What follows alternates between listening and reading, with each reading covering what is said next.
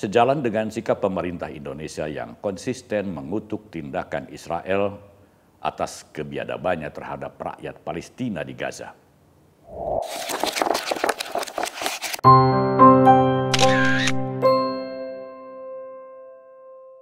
Kawan Minmot, Komite Olimpiade Internasional atau International Olympic Committee yang disingkat IOC atau yang dalam ejaan bahasa Indonesia kita sebut saja IOC, lagi-lagi berulah dengan mengeluarkan peringatan keras kepada Indonesia dan mengancam Indonesia tidak diikutsertakan dalam pesta olahraga sedunia, Olimpiade. IOC juga telah menghentikan seluruh dialog dengan Komite Olimpiade Indonesia terkait usulan Indonesia untuk menjadi tuan rumah Olimpiade 2036. Bukan hanya itu yang dilakukan IOC terhadap Indonesia, tetapi juga merekomendasikan seluruh federasi olahraga internasional agar tidak menggelar event di Indonesia. Ancaman dan peringatan keras IOC itu muncul setelah pemerintah Indonesia menolak memberikan visa 6 atlet senam Israel yang hendak berlaga di World Artistic Gymnastics Championship atau kejuaraan senam artistik dunia 2025 di Jakarta.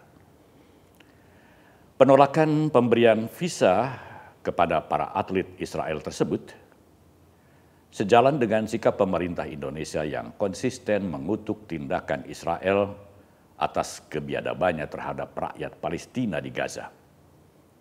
Menurut Menteri Pemuda dan Olahraga atau Menpora Erick Thohir, hal ini sejalan dengan prinsip Indonesia yang menghormati keamanan dan ketertiban umum, serta kewajiban pemerintah Indonesia untuk melaksanakan ketertiban dunia, seperti yang diamanatkan Undang-Undang Dasar 1945. Keputusan pemerintah Indonesia ini tak ayal menuai pro dan kontra. Di satu sisi, dunia menilai bahwa Indonesia telah melanggar semangat Olimpiade yang mengusung prinsip netralitas dan anti-diskriminasi dalam menggelar pertandingan-pertandingan olahraga internasional. Namun di sisi lain, keputusan pemerintah yang menolak memberikan visa kepada para atlet Israel mendapat dukungan dari publik dalam negeri. Keputusan pemerintah itu dinilai sebagai konsistensi atas komitmen Indonesia terhadap kemanusiaan dan solidaritas Palestina. Komitmen yang telah mengakar di Republik ini sejak Republik ini berdiri. Prinsip netralitas dan non-diskriminasi kembali disuarakan IOC dalam kaitannya dengan keputusan pemerintah Indonesia yang menolak visa para atlet senam Israel yang akan bertanding di Indonesia. Akan tetapi sesungguhnya IOC sendiri telah berbuat tidak netral, mengancam akan menghukum Indonesia untuk tidak diikutsertakan dalam Olimpiade dan berbagai ajang olahraga internasional lainnya, tetapi membiarkan Israel yang telah melakukan genosida di Gaza untuk tetap berlaga di negara manapun. Sikap IOC ini bisa diartikan sebagai dukungan terhadap aksi-aksi biadab Israel terhadap rakyat Palestina. Dan ini juga bisa dinilai sebagai sikap IOC yang sebenarnya tidak netral. Ketidaknetralan Komite Olimpiade Internasional ini juga terjadi dalam menyikapi konflik bersenjata antara Rusia dan Ukraina. IOC telah menghukum Rusia dan Belarusia pada Olimpiade Paris 2024 karena kedua negara tersebut telah berperang dengan Ukraina. Rusia dan Belarusia juga dicoret dari keikutsertaannya dalam Olimpiade musim dingin 2026 yang akan digelar di Italia pada bulan Februari tahun depan.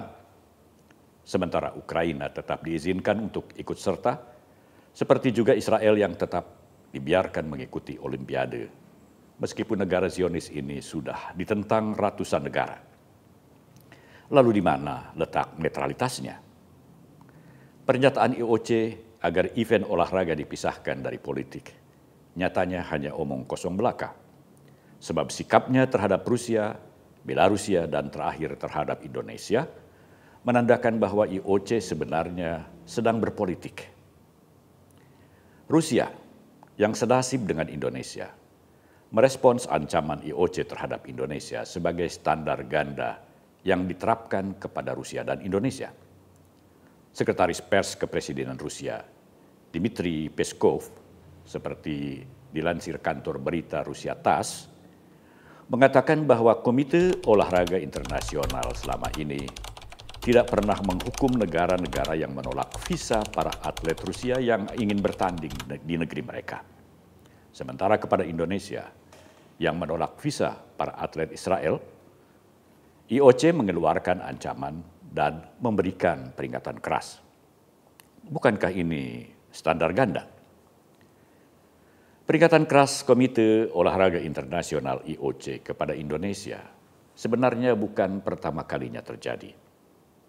Sebelumnya, pada dekade 1960-an, IOC melarang atlet Indonesia untuk berpartisipasi dalam Olimpiade Tokyo 1964.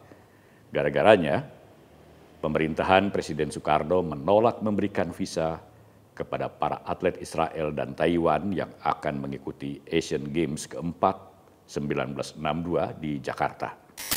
Indonesia saat itu menjadi tuan rumah Asian Games tersebut. Sikap pemerintah Indonesia ketika itu merupakan bentuk solidaritas terhadap negara-negara Arab dan Republik Rakyat Tiongkok atau RRT berkaitan dengan aneksasi Israel atas tanah Palestina, serta penolakan IOC terhadap RRT. IOC ogah mengikutsertakan RRT dan Korea Utara dalam berbagai event olahraga internasional saat itu.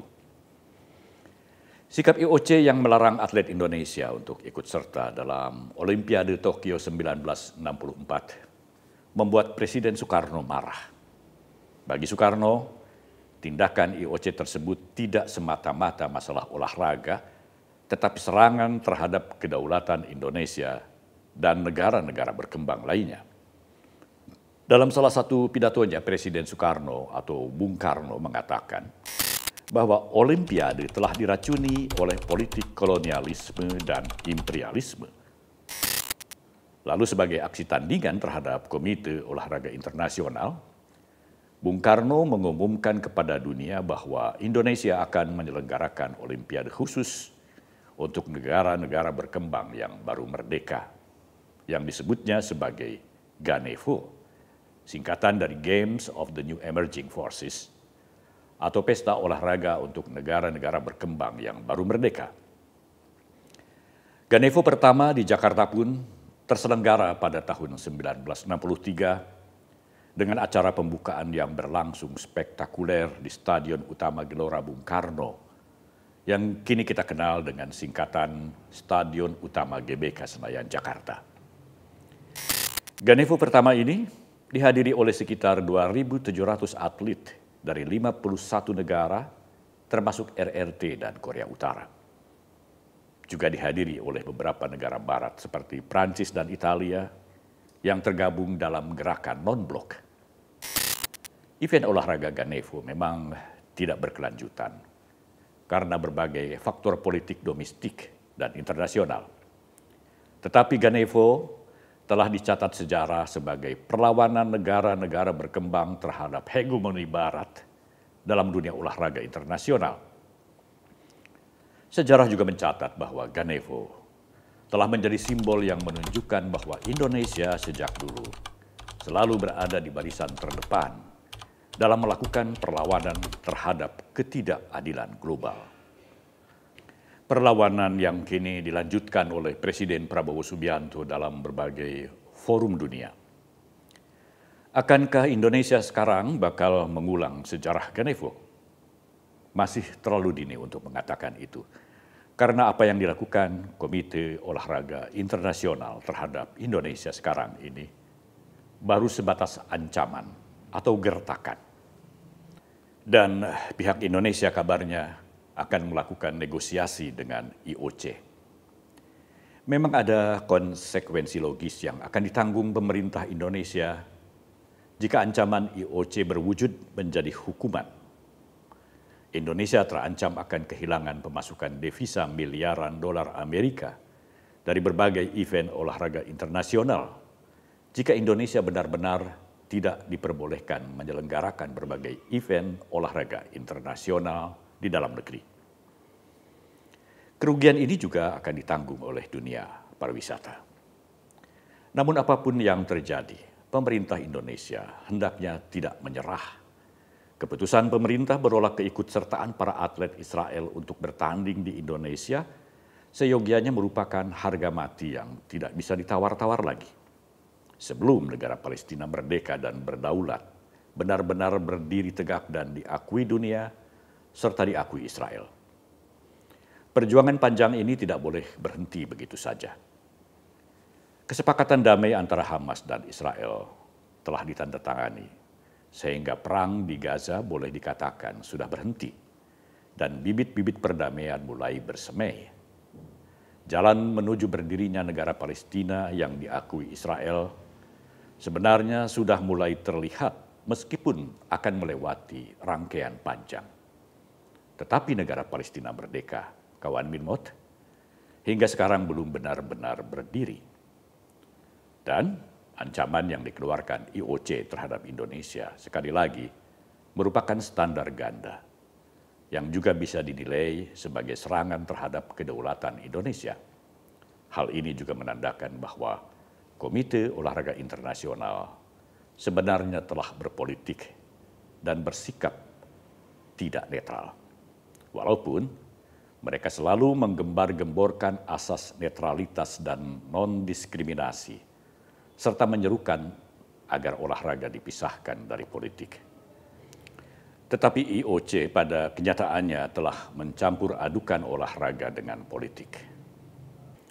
Mari kita tunggu hasil negosiasi Indonesia dengan IOC, sambil berharap semoga pemerintah Indonesia tetap tidak goyah dengan keputusannya tidak mengikut-sertakan para atlet Israel dalam berbagai event olahraga internasional yang diselenggarakan di negeri ini sebelum negara Palestina benar-benar merdeka dan tercapainya solusi dua negara.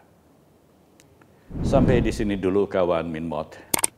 Terima kasih untuk Anda yang tetap setia menjadi subscriber kami dan Anda yang baru saja mensubscribe channel kami. Juga terima kasih untuk Anda yang sering memberikan like, share, dan komentar. Salam Minmot.